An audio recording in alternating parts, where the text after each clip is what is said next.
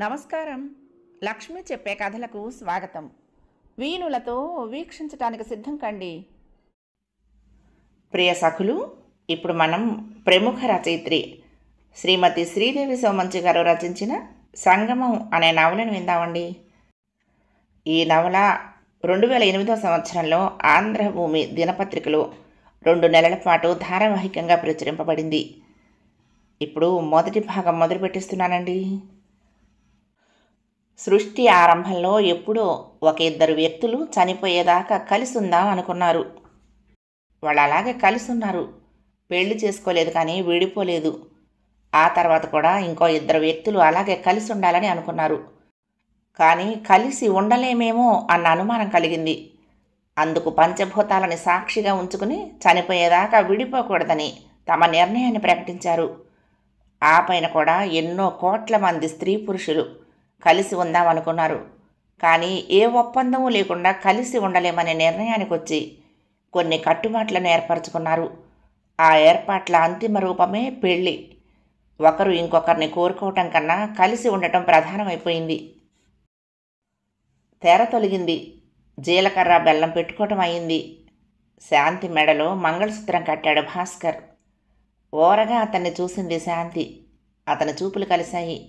చిన్న చిరునవ్వు, ఒక మైమరుపు, ఇద్దరిలోనూ ఒక చెలిమికి నాంది. పెళ్లికి చాలా తక్కువ మంది వచ్చారు. ఎవరిని పిలవక్కర్లేదో ముందు నిర్ణయించుకుని ఆ తర్వాత పిలవాల్సిన వాళ్ళ లిస్టు తయారు చేసి 4-5 వడపోతల తర్వాత మిగిలిన వాళ్ళనే పిలిచారు శాంతి వైపు వాళ్ళు. కారణం, అమ్మాయికి తండ్రి లేడు. తల్లి ఉన్నా ఆమె గురించి తెలిసింది చాలా తక్కువ. అందరూ చెప్పుకున్నది వినటమే తప్ప ఆమెవి జ్ఞాపకాలేమీ లేవు. పెదనాన్న చేస్తున్నాడు ఈ పెళ్ళి. ఎంతో బరువు మోస్తున్నట్టు దాన్ని దింపుకోబోతున్నట్టు తిరుగుతోంది ఆ పెదనాన్న భార్య. తల్లిదండ్రి లేని పిల్ల పెళ్లికి ఆర్భాటం ఎందుకని చాలా కొద్ది మందిని పిలిచారు. సరిగ్గా అదే క్షణాన భాస్కర్ పినతండ్రి ఒక వ్యక్తిని వెంట పెట్టుకుని హడావుడిగా వచ్చాడు. ఒక మాట ఇలా రారా, పినతండ్రి పిలుపు. పీటల మించి లేవచ్చా? భాస్కర్లో సందేహం. బ్రహ్మగారి ముఖంలోకి చూశాడు. ఆయన తలూపాడు. భాస్కర్ లేచి చిన్నాన్న వెంట వెళ్ళాడు. మరికొద్దిసేపటికి కోపంతో ఎర్రబడ్డ మొహంతో తిరిగొచ్చాడు. అతను ఎందుకు వెళ్ళాడా అని ఎదురు చూస్తున్న శాంతి భుజాన్ని గుచ్చి పట్టుకుని లేవదీశాడు. చెప్పు, మీ అమ్మ బతికే ఉంది కదూ? కటువుగా అడిగాడు. ఆ మాట అక్కడ డైనమైట్లా పేలింది. శాంతి పెదనాన్న ఈశ్వరరావు వెంటనే కలగ చేసుకుని సర్ది చెప్పబోయాడు. ఆమె బతుకుందని మేమెప్పుడూ అనుకోలేదు భాస్కర్. మా తమ్ముడితో పాటే ఆమె కూడా పోయిందనుకున్నాం అన్నాడు. మీరేమనుకున్నారో నాకు అనవసరం. అబద్ధం ఎందుకు చెప్పారు? బతికున్న మనిషిని చచ్చిపోయిందని అబద్ధం ఆడారు. నిజమని నమ్మి నేను పెళ్లికి ఒప్పుకున్నాను. మీరు అబద్ధం ఆడి మోసం చేయటానికి నేనే దొరికానా? ఇదొక్కటేనా ఇంకా ఎన్ని అబద్ధాలు చెప్పారు? భాస్కర్ మాటల్లో కాఠిన్యం. అతను పదే పదే అబద్ధమని అంటుంటే ఈశ్వరరావుకి చాలా కోపం వచ్చింది. నిజం చెప్తే అతను చేసుకునేవాడేనా? అదే మాట నిలదీసి అడగాలనిపించినా నిగ్రహించుకున్నాడు. అతను ఆవేశపడ్డాడని తను కూడా ఆవేశపడితే ఎలా? పిల్లనిచ్చుకున్నవాళ్ళు, అందులోనూ ఎత్తు చూపటానికి తమ వైపు అనేక లోపాలున్నప్పుడు. ఆయన ఇంకా ఏదో చెప్పేలోగానే భాస్కర్ పెద్ద పెద్ద అంగలేసుకుంటూ వెళ్ళిపోయాడు. అతని వెనుకనే ఒకరొకరుగా మగపెళ్లి వాళ్ళంతా వెళ్ళిపోయారు. ఎవరో వచ్చి శాంతిని లోపలికి తీసుకువెళ్లారు. అప్పటిదాకా సందడిగా ఉన్న పెళ్లి పందిరంతా ఒక్కసారి అల్లకల్లోలమైంది. పెళ్లికి వచ్చిన వాళ్ళకి ఏం చేయాలో తోచలేదు. ఆడపెళ్లి వారి వైపు ఆహుతులు చాలా వరకు దగ్గర బంధువులే. బయటి వాళ్ళు అతి కొద్ది మంది. వాళ్ళు ఎవరికి ఏం చెప్పాలో తెలియక నిశ్శబ్దంగా వెళ్ళిపోగా మిగిలిన వారు ఒక దగ్గర కూర్చుని రకరకాలుగా మాట్లాడుకుంటున్నారు.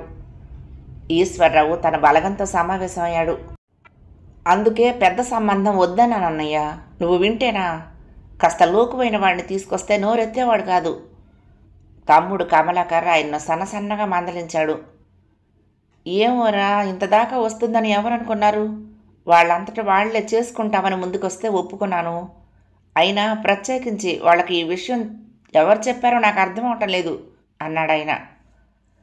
పెళ్లికి వచ్చిన వాళ్ళల్లో సగం మందికి తెలిసిన ఈ విషయం అన్నాడు కమలాకర్.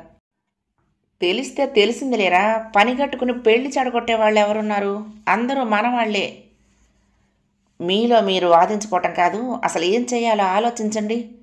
వాళ్ళిద్దరూ వాదులాడుకోవటం చూసిన చిన్నాన్న వరసయ్య పెద్దాయన మందలించాడు.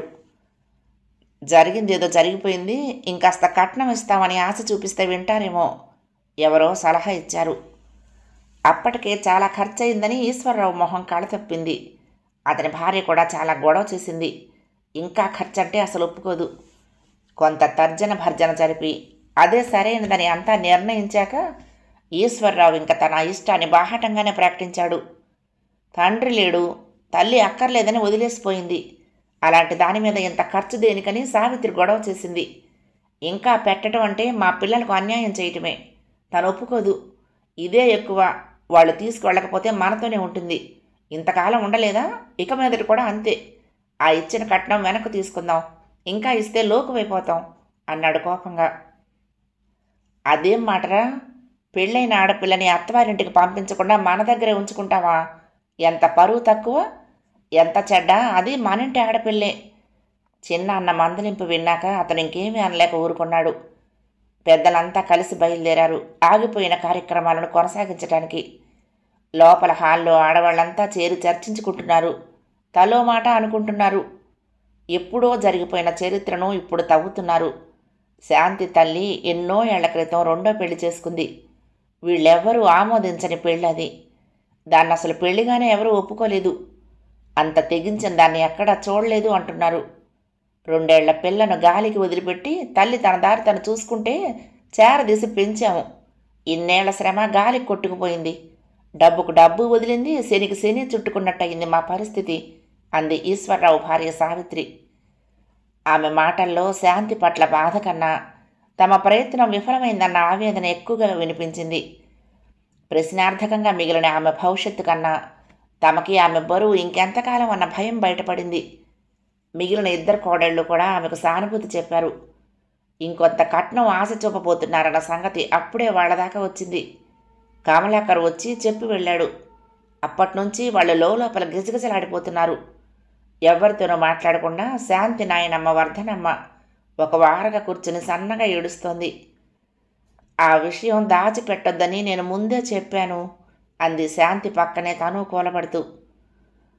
అంతకుముందే భాస్కర్ తనను చూసి చిరునవ్వు నవ్వాడు. అంతలో ఎంత మార్పు! ఏం జరిగింది? అమ్మ గురించి తెలియగానే అంత మార్పా? అంత తప్పు పని అమ్మ చేసింది? అదంత తప్పైతే ఎందుకు చేసింది? ఎన్నో ప్రశ్నలు. తను పుట్టకముందే తండ్రి చనిపోయాడుట. ఎప్పుడూ తనకు ఊహ తెలియనప్పుడు వదిలిపెట్టేసిందిట తల్లి. ఆమెను తనెప్పుడూ చూడలేదు. ఎలా ఉంటుందో తనకు తెలియదు. ఆమె జీవితాన్ని ఆమె సరిదిద్దుకుందేమో కానీ తన పట్ల చేసింది మాత్రం తప్పే. మరి తప్పు ఆమెదైతే శిక్ష మాత్రం తనకి. భాస్కర్ తనని చేసుకోవటానికి ఇష్టపడి ముందుకొచ్చినప్పటి నుంచి ఆ విషయం చూచాయిగానైనా చెప్పమని అంటూనే ఉంది తను. ఎవరూ వినలేదు. ఇప్పటికిది ఇలా జరిగింది. బావుందే, అదేమంత గొప్ప విషయమని చాటింపు వేసుకోవటానికి? వర్ధనమ్మ కోపంగా అడిగింది. పెళ్ళయ్యాక తెలిస్తే అదే సర్దుకుపోతాడు అనుకున్నాము. తెలుస్తూనే ఉంది గొప్పతనం. పీటల మీదే తెంచుకుపోయినవాడు ముందుగా తెలిస్తే చేసుకుంటాడు కూడానా? మా పిల్లల కోసం వెతుక్కుంటూ వచ్చాయి సంబంధాలు. తేలిగ్గా కుదిరిపోయాయి. దీనికోసం పడరాని పాటలన్నీ పడ్డాము. కుదిరేదాకా ఒక బెంగ, కుదిరాక ఇదిగో ఇలా. సావిత్రి ఎద్దేవాగా అంటూ వ్యవహారం అంతా నడిపించిన వర్ధనమ్మని భర్తని సమర్థించింది. అక్కడ ఎవరూ శాంతిని ఓదార్చే ప్రయత్నం కానీ ధైర్యం చెప్పే పని కానీ చేయలేదు. ఎవరూ ఆమె అంతరంగాన్ని మృదువుగా స్పృశించి సాంత్వనపరిచే దిశగా అడుగు వేయలేదు. ఈ కష్టం ఆమెది కాదు, తమదనుకుంటున్నారు. వదిలిపోతుందనుకున్న గుదిబండ మళ్ళీ మెడకే చుట్టుకున్నట్లయింది వాళ్ళందరికీ. వాళ్ళ మధ్యన కూర్చోలేకపోయింది శాంతి. ఇంకో గదిలోకి వెళ్ళి ముందుగా మధుపర్కం చీర విప్పేసింది. పూల జడ తీసి పక్కన పారేసింది.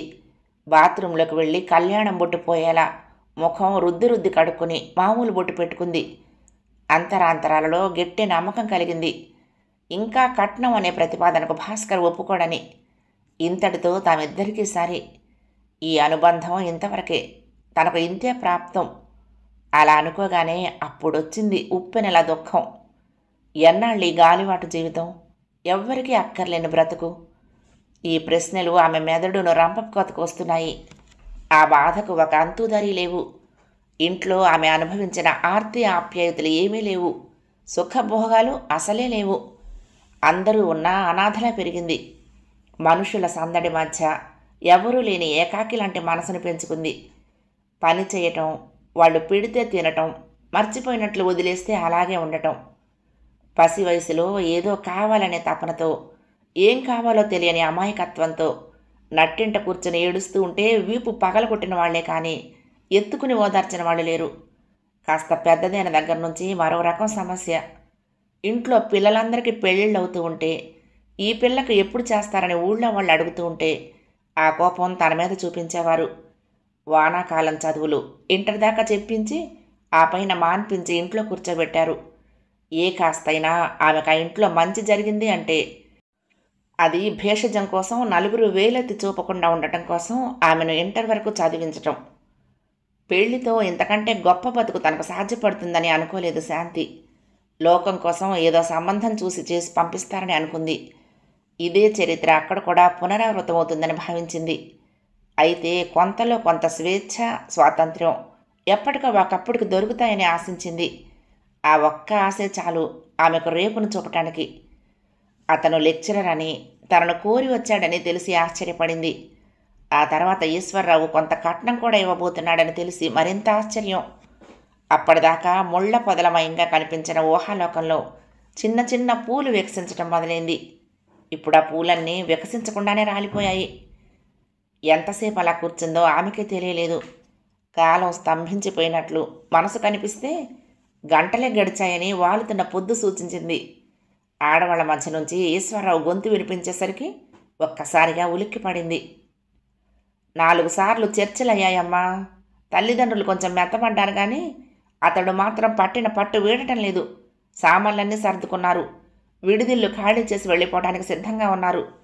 వాళ్ళ ఊరు వెళ్ళగానే కట్నం డబ్బులు తిప్పి పంపించేస్తామన్నారు.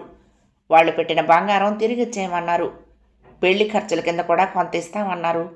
అన్నీ అతనే చెప్పేశాడు. ఆయన గుండెల్లో నుంచి ఆవేదన ఎగదన్నుకొచ్చింది. తన లోకానుభవం, పెద్దరికం అన్నీ వీగిపోయాయి.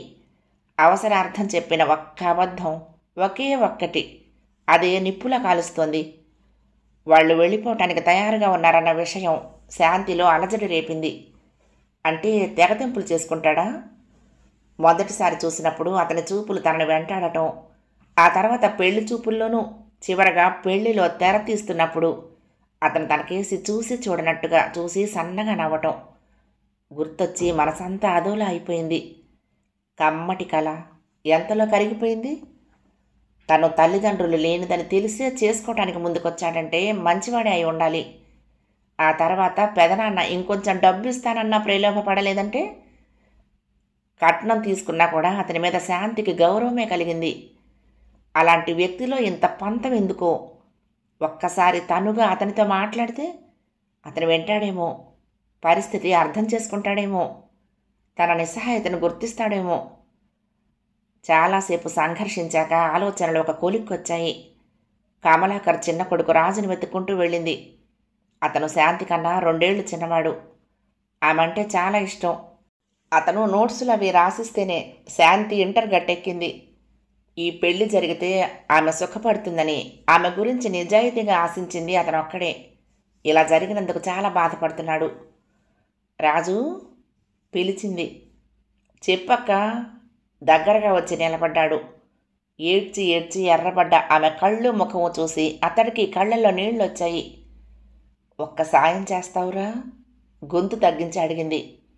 అతను తలూపాడు. ఏం చేయాలన్నట్టు చూశాడు. వాళ్ళు వెళ్ళిపోతున్నారటరా.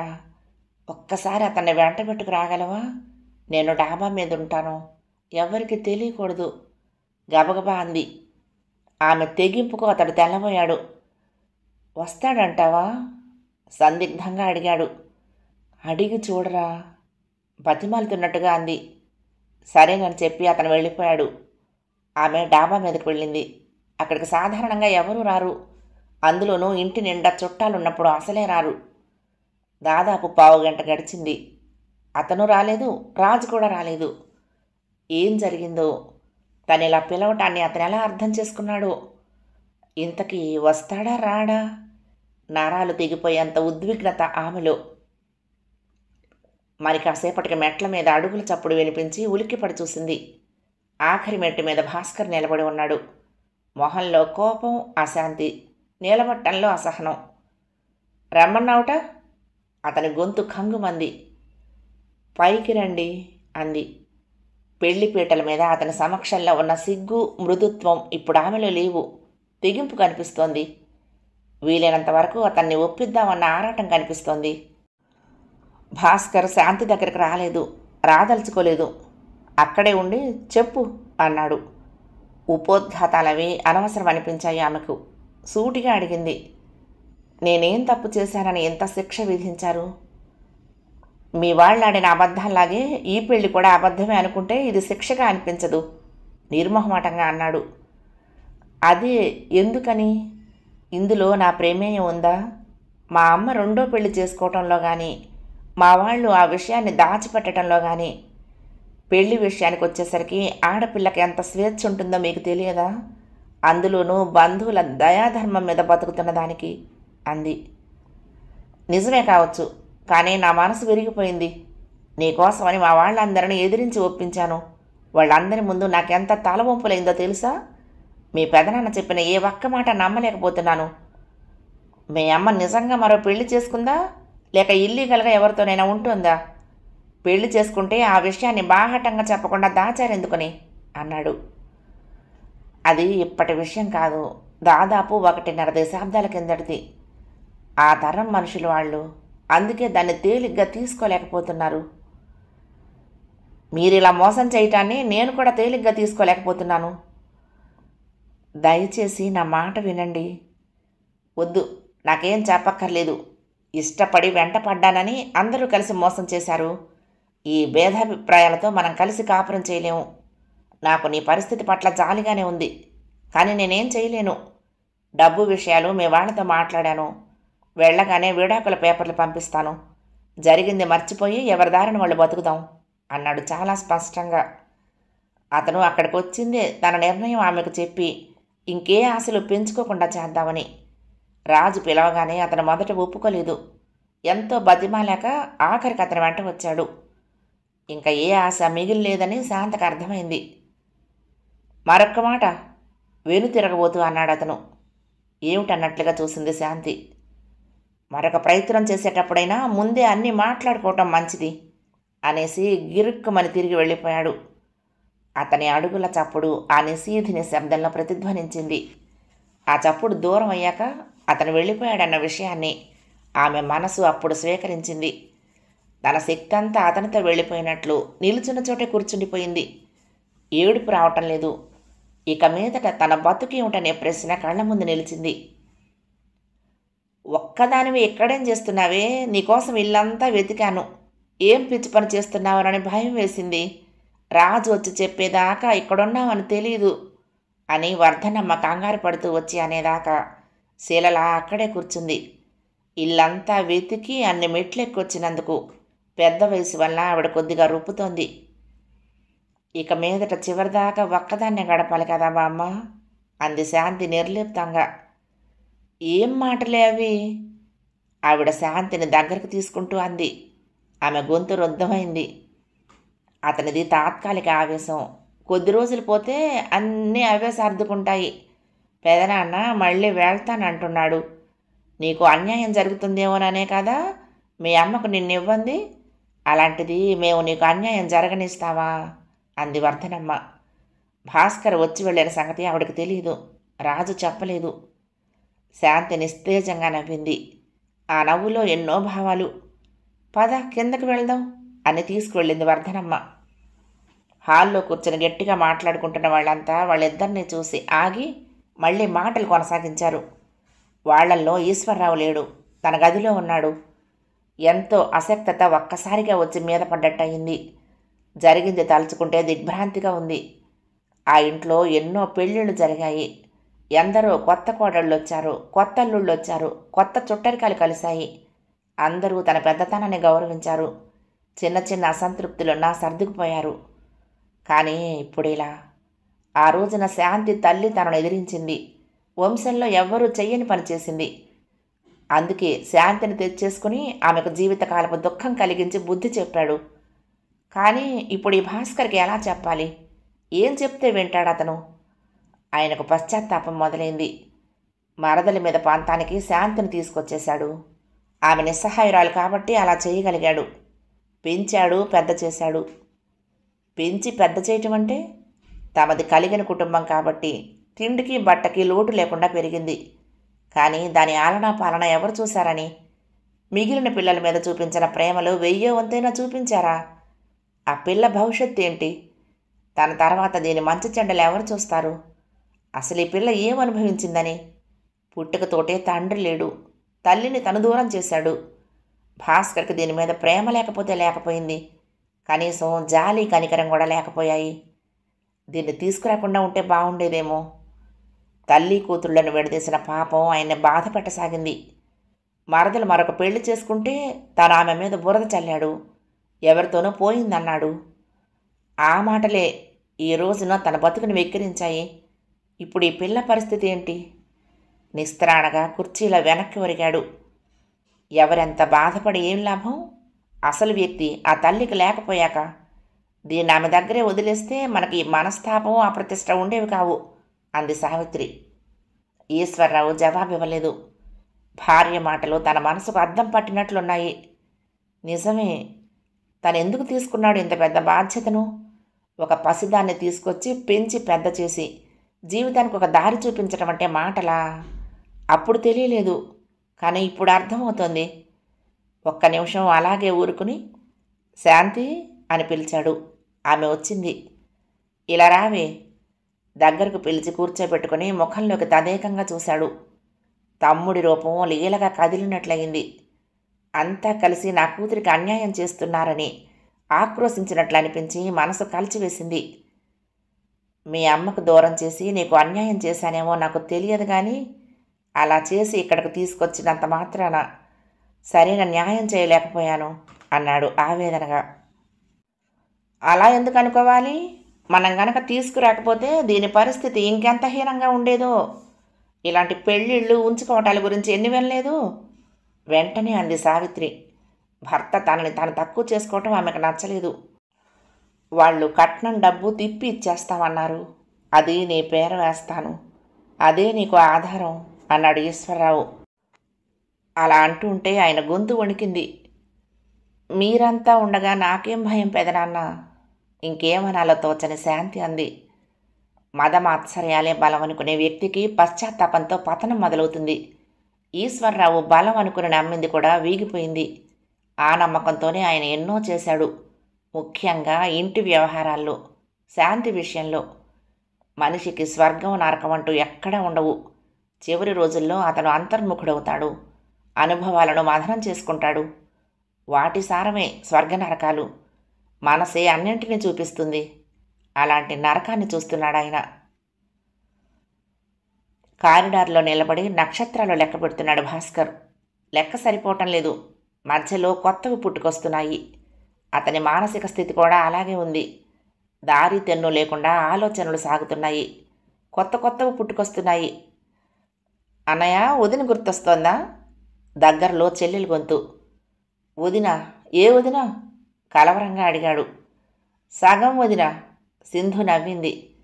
అదేం భాష? తేరుకుని అతను కూడా నవ్వుతూ అడిగాడు. సగం సగం పెళ్ళిళ్ళు చేసుకుంటే సగం చుట్టాలే అవుతారు అంది. ఇద్దరి మధ్య కాసేపు నిశ్శబ్దం చోటు చేసుకుంది. దాన్ని అతి కష్టం మీద ఛేదిస్తూ అన్నాడు భాస్కర్. నేను తనని చాలా నిజాయితీగా ప్రేమించాను.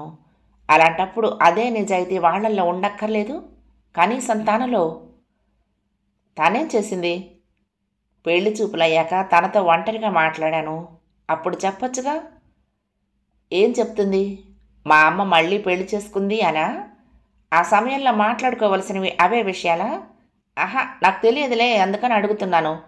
ఒకవేళ అలా అడిగితే మాత్రం నువ్వు చేసుకునేవాడివేనా? నేను చేసుకోనేమోనని భయపడి మోసం చేయటం తప్పు కదా? సరే అన్నా, అవన్నీ వదిలేయి. నీకు తనంటే ప్రేమేగా? సూటిగా అడిగింది సింధు. ఇప్పుడు మాత్రం లేదు, స్పష్టంగా అన్నాడు భాస్కర్. సింధు చికితిరలయ్యింది. ఇంత తేలికైందా ప్రేమంటే? ఒక చిన్న స్పర్ధకి మరొక చిన్న గొడవకి తేలిపోయేంత తేలికైందా? అపనమ్మకంగా అనుకుంది. ఎవరి పెళ్లిలోనో శాంతిని చూసి ఇంట్లో తల్లిదండ్రులు వద్దన్నా వినకుండా ఆమెను చేసుకుంటానని పంతం పట్టి పెళ్లిదాకా వచ్చిన అతను పీటల మీద నుంచి లేచొచ్చేశాడు. అతనిది చపల చిత్తం అనుకోవాలో లేక అతని మనసు అంతగా విరిగిపోయిందనుకోవాలో అర్థం కాలేదు. కొన్ని ప్రశ్నలకు జవాబులు దొరకటం లేదు. అతను పైకి చెప్తున్నది కాకుండా లోపల ఇంకేదో కూడా ఉండి ఉండొచ్చు అనిపించింది. అది అంతర్గత భయమో మరేదో కావచ్చు. అది ఒక నిర్దిష్టమైన రూపుదిద్దుకునేదాకా అతనేమీ నిర్ణయించుకోలేకపోవచ్చు. అలాంటి స్థితిలో ఏం చెప్పినా వినిపించుకోడు. చాలాసేపు అక్కడే ఉండి అతను ఇంకేం మాట్లాడకపోవటంతో ఆమె అక్కడి నుంచి వెళ్ళింది. అసలే ఆలోచనల కొలిమిలో కాగుతున్న భాస్కర్ మస్తిష్కం సింధు మాటలతో మరింత వేడెక్కింది. ఆమె ప్రత్యేకంగా అన్నదేమీ లేదు. చల్లబడుతున్న కుంపటని ఒకసారి విసిరి వెళ్ళింది. తమ పెళ్లికి దారితీసిన పరిస్థితులు, అది పూర్తి కాకుండానే విచ్ఛిన్నం కావటం వరుసగా గుర్తొచ్చాయి. స్నేహితుడు పెళ్లిలో చూశాడు శాంతిని.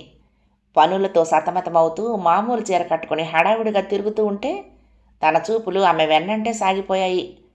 గుంపులు గుంపులుగా తిరుగుతున్న అమ్మాయిలు కానీ, అల్లరి చేస్తూ పెళ్లి కొడుకును ఆట పట్టిస్తున్న అబ్బాయిలు కానీ ఆమెను చూడటం లేదు. ఆమె ఉనికిని పట్టించుకోవటం లేదు. కానీ అన్ని చోట్ల అన్ని పనుల్లోనూ ఆమె ఉంది. ఎవర్రా అమ్మాయి? ఉండబట్టలేక పెళ్లి కొడుకును నేరుగా అడిగేశాడు. తానా శాంతి అన్నాడు పెళ్లి కొడుకు మామూలుగా, అదంత పట్టించుకోదగ్గ విషయం కాదన్నట్టు. ఎవరు అంటే విసుక్కున్నాడు తను. పక్కనున్న పెళ్లి కూతురు చిన్నగా నవ్వి పెదాలకు చెయ్యి అడ్డం ఉంచుకుంది. మా బాబాయ్ కూతురు, తల్లి తండ్రి ఇద్దరూ లేరు, మా పెదనాన్నగారింట్లో ఉంటుంది. అయిష్టంగా వచ్చింది జవాబు. ఇంకేమీ అడగలేక ఊరుకున్నాడు. ప్రేమ ఎప్పుడు ఎందుకు ఎవరి మీద పుడుతుందో ఎవరూ చెప్పలేరు. అంత అనిశ్చితంగా పుట్టే ప్రేమే మనిషి జీవితాన్ని శాసిస్తుందంటే ఆశ్చర్యంగా ఉంటుంది. శాంతిని చూశాక అప్పటిదాకా ఏదో సుషుప్తిలో ఉండి ఒక్కసారిగా జాగృతిలోకి వచ్చినట్లయింది భాస్కర్కి. కళ్ళు తెరిచినా మూసినా ఆమె, మనసు నిండా ఆమె. అతని ఆలాపన ఆమె గుండెల్ని తాకిందో లేదో. పెళ్లి నుండి వచ్చేశాక శాంతి ఆలోచనలు మరీ ఎక్కువయ్యాయి భాస్కర్లో. ఈ మార్పును ముందుగా గుర్తించింది సింధు. అన్నయ్య, ఎవరా అమ్మాయి? అమాయకంగా అడిగింది. శాంతి పరధ్యానంగా జవాబిచ్చాడు. నవ్వేసింది. అతను దొరికిపోయాడు. అన్నీ వివరంగా చెప్పక తప్పలేదు. తల్లిదండ్రులతో తనే ప్రస్తావించింది ఆ విషయం. తల్లిదండ్రులు లేక ఎవరింట్లోనో బ్రతుకుతున్న పిల్లని చేసుకోవటం ఏమిట్రా, నీకేం కర్మని తల్లి గొడవ చేసింది. ముద్దు ముచ్చట్లు జరగవని ఏడ్చింది. ఈ వయసులో ఆకర్షణ ఇలాగే ఉంటుంది. అది శాశ్వతం కాదు. ఒక్కసారి చేసుకుని జీవితాంతం అనుభవించేది పెళ్ళి. నువ్వు చేసుకునే పెళ్లి యొక్క పర్యవసానం నువ్వొక్కడివే కాదు, నీ పిల్లలు, వాళ్ల పిల్లలు ఇలా అనువంశికంగా అనుభవిస్తారు. దానికి ఆకర్షణ పునాది కాకూడదు. నా మాట విను. తల్లిదండ్రుల్ని పోగొట్టుకొని అనాథలా బతుకుతున్న దురదృష్టవంతురాల్ని చేసుకోవలసిన అవసరం నీకేమిటి? తండ్రి నచ్చజెప్పబోయాడు. భాస్కర్ వినలేదు. చేసేది లేక కబురు పంపారు. పెళ్లి చూపులు, మాటలు, నిశ్చితార్థం అన్నీ చకచకా జరిగిపోయాయి. తల్లిదండ్రులు లేని పిల్లని ఏ లోటు చేయం, కట్నం కూడా ఇస్తాము. మా తమ్ముడు మెడిసిన్ చదువుతూ యాక్సిడెంట్లో చనిపోయాడు. దీన్ని ప్రసవించి వాడి భార్య కూడా చనిపోయింది అంటూ కుటుంబ పరిస్థితులు చెప్పాడు ఈశ్వరరావు. అక్కడితో భాస్కర్ తండ్రికి కట్నం రాదని లోపల పడుతున్న గుంజాటను కూడా తీరిపోయింది. ఆయన మనసు శాంతి పట్ల ప్రసన్నమైంది. కట్నం తీసుకోవటంలోని తప్పొప్పుల వితరణ కాదు కానీ తల్లిదండ్రులు శాంతిని మనస్ఫూర్తిగా ఆహ్వానించడానికి సంసిద్ధులయ్యారనేది భాస్కర్ సంతోషించిన విషయం. పెళ్లి రోజు పక్కన శాంతిని చూస్తూ ఉంటే అతని మనసు పరవశించిపోయింది. మల్లెపువ్వులా వికసించింది. మధురోహల పరిమళాలు వెదజల్లింది. జరుగుతున్న తతంగాలన్నీ విసుగు పుట్టిస్తున్నాయి. తనతో ఏకాంతం కోసం ఇంకా ఎంతసేపు నిరీక్షణ? సరిగ్గా అప్పుడే అపశృతి మొదలైంది. ఊహల్లో విహరిస్తున్న భాస్కర్ని వాస్తవంలోకి తీసుకొస్తూ అతని చిన్నాన్న దగ్గరకొచ్చి, ఒక నిమిషం ఇలా రారా అని పిలుచుకు వెళ్ళాడు. వెళ్ళేసరికి అతని వాళ్ళంతా తర్జన భర్జన పడుతున్నారు. వద్దు వద్దు అంటే విన్నావు కాదు, దరిద్రపు సంబంధం. శాంతి తల్లి బతికే ఉందిట, ఎవరితోటో పోయిందట అంది తల్లి అతన్ని చూసి ఏడుస్తూ. స్థాణువైపోయాడు భాస్కర్. అబద్ధవాడి మోసం చేసి పెళ్లి కొప్పించారు. అందుకే అప్పుడు పెళ్లిలో శాంతి గురించి అడిగినప్పుడు మోహన్ నిరాసక్తత చూపించాడు. తన తెలివి తక్కువతనానికి నవ్వుకుంటున్నాడేమో. స్నేహితుడే ఉండి కూడా ఎందుకు ఇలా చేశాడు? ఆ విషయం ఎందుకు దాచాడు? రక్తం ఉడికిపోయింది. దిక్కులేని పిల్లంటే పోనీ పాపం అనుకున్నాం. కట్న కానుకలు ఇస్తామంటే ఆయనది మంచి మనసు అనుకున్నాం. కానీ ఇంత మోసం చేస్తారనుకోలేదు. ఆడవాళ్ళు రెండో పెళ్లి చేసుకోవటం ఎక్కడా వినలేదు. పెళ్లి చేసుకుందని చెప్పుకుంటున్నారు. అన్నీ సవ్యంగా ఉంటేనే ఆడవాళ్లకు పెళ్ళిళ్ళు అవటం లేదు. అలాంటిది భర్త పోయిన దాన్ని పిల్ల తల్లిని చేసుకునే వాళ్ళెవరు? అది ఈ రోజుల్లో. ఎలాంటి బతుకు బతుకుతుందో. కూతుర్ని చూసుకోవటానికి వస్తూ ఉంటుందేమో. ఆవిడే పెడుతోందేమో ఈ పెళ్లి ఖర్చు. చిచ్చి, ఎంత పరువు తక్కువ! అలాంటి తల్లికి పుట్టిన పిల్లలు మన ఇంటి కోడలంటే? తల్లి మాటలొచ్చి కంకర్రాళ్ళలా మనసును తాకుతూ ఉంటే 2 చేతులతోటి తల పట్టుకున్నాడు భాస్కర్. అందరూ తలో విధంగానూ అంటున్నారు. వెరసి ఒక్కటే మాట, మనకి సంబంధం వద్దే వద్దు, ఇప్పటికైనా తెలిసింది సంతోషం అని. తర్వాత ఆడపెళ్లి వారి రాయబారాలు, ఆఖరిలో హంస రాయబారం. భాస్కర్ తల బలంగా విదిల్చాడు. ఆలోచిస్తున్న కొద్దీ ఎడతెరిపి లేకుండా ఉంది. ఇంట్లోకి వెళ్ళాడు. తల్లి వంటింట్లో ఉంది. రేపు నేను వెళ్ళి జాయిన్ అయిపోతానమ్మా అన్నాడు. నీ ఇష్టం అందావిడ ఉదాసీనంగా. వాళ్ళిద్దరికీ మధ్య ఇంకా సత్సంబంధాలు పునరుద్ధరించబడలేదు. ఒక్క కొడుకు ఒక్క కూతురు తమకి. కొడుకు పెళ్లి మీద కోడలి మీద ఎన్ని ఆశలు పెట్టుకుందో, ఎన్ని కలలు కందో. ఈ పెళ్లి అపహాస్యమై నలుగురిలో తలెత్తుకోలేకుండా అయ్యింది. పీటల మీద పెళ్లి ఆగిపోయిందంటే ఎందుకని అడుగుతున్నారు. కారణం కూడా చెప్పుకోలేని పరిస్థితి. అందుకే భాస్కర్ మీద అంత కోపం. ఏదో జరుగుతుందని ఆశగా ఎదురు చూసిన ఈశ్వరరావు పోస్టులో వచ్చిన డైవోర్స్ పేపర్లు చూసి ఖిన్నుడయ్యాడు. కంచి దెబ్బతిన్నట్లు విలవిలలాడాడు. బంధం తెగకుండా ఉంటే ఎప్పటికైనా పునరుద్ధరించబడుతుందన్న ఆశ ఉంటుంది. ఆ ఆశ ఇంకా లేదు. పరస్పర అంగీకారం మీద విడిపోదామని ప్రతిపాదించాడు భాస్కర్. అలా కాకపోతే మోసం చేసి పెళ్లి జరిపించారని కేసు పెడతానన్నాడు. ఒకవైపు పరువు, మరొక వైపు శాంతి. ఏం చేయాలని తీసుకొచ్చాడు ఈ పిల్లని? ఏం చేయబోతున్నాడు? ఆ రోజే అతనికి హార్ట్ అటాక్ వచ్చింది. రావటమే ఉప్పెనలా వచ్చింది. అతనికి మరణ శాసనం రాసింది. పెళ్లికొచ్చిన బంధువులంతా ఈశ్వరరావు కర్మకి ఆగిపోయారు. మొదటి భాగం సమాప్తం. ప్రియ సఖులు, ఈ కథ మీకు నచ్చితే తప్పకుండా లైక్ చేయండి, షేర్ చేయండి, కామెంట్ చేయండి, సబ్స్క్రైబ్ చేసుకుని నన్ను ఎంకరేజ్ చేయండి. ఉంటానండి. ప్రేమతో లక్ష్మి, కృష్ణాతీరం దుర్గమ్మ సన్నిధానం. నమస్తే.